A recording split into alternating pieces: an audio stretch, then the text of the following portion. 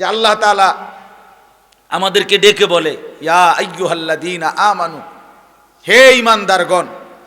তো আল্লাহ তাআলা রমজানের শুরুতে বলে হে ঈমানদারগণ, তার মানে তোমার ঈমান আমি নিলাম। নারে ডাক দিছে কেন?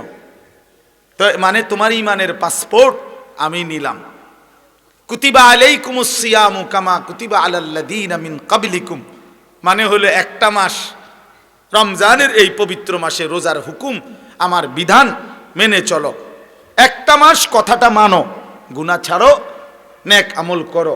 আল্লাহ বলেন আমি ওয়াদা দিলাম এক মাসের মাথায় 30 দিন অথবা সর্বোচ্চ 29 দিন, 31 দিন লাগবে না, ওয়াদা দিলাম 31-এ যাবই না আমি আল্লাহ, 30 অথবা 29-এ আমি আল্লাহ লাআল্লাকুম তাত্তাকুন, তোমার ঈমানের পাসপোর্টে তাকওয়ার ভিসা লাগায় দেব।